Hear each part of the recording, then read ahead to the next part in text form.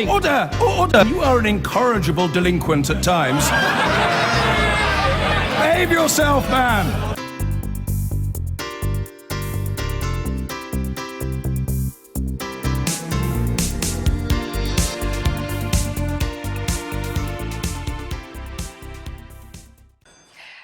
Well, whatever the effects of the living wage on workers already here, what impact could it have on migration to the UK?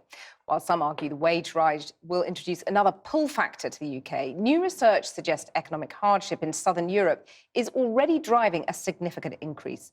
According to the Oxford University's Migration Observatory, numbers arriving from Portugal, Spain and Italy have soared in the past 5 years.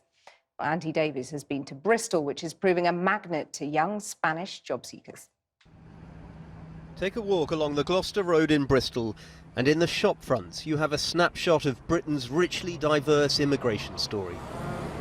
From the old arrivals to the new, and here the new sound like this. Yo un poco más difícil porque algunas veces me hablan cosas que no entiendo.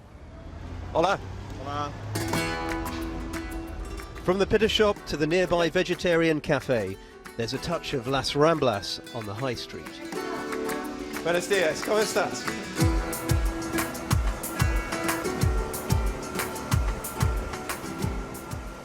This is Mighty, the owner, a former physio from Saragossa and 2 years in the UK.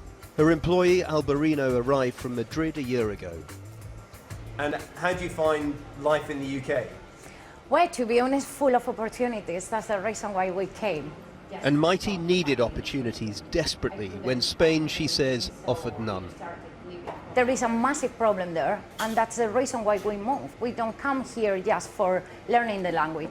We are in trouble there. I'm 35. I came 2 years ago, so 33. And I could see my mother crying because she didn't have money enough for eating, for basic things. So we needed a solution, and in Spain we can't find it. Mighty is part of a new wave of migrants from southern Europe looking for a solution here. Oxford University researchers have plotted how, along with 3 Eastern European countries, it's 3 Mediterranean states driving the recent rise in new arrivals to the UK. Migrants from Spain have more than doubled to 137,000. The number from Italy and Portugal have both jumped by around a third. In all, arrivals from these 6 countries have added more than 500,000 people in 5 years. Just up from the pitta shop, we bump into 3 other young Spaniards, including former bullfighter and life model Samuel, sporting the artwork of his tattooist friend Mario. They arrived 6 months ago and found work as kitchen porters and chefs almost immediately. Why did you come here? I wanted to learn English and play music, and Bristol is a good site to play music. So let me get this right. You were a model in Spain, a bullfighter, and you gave it all up to come here to be an assistant chef?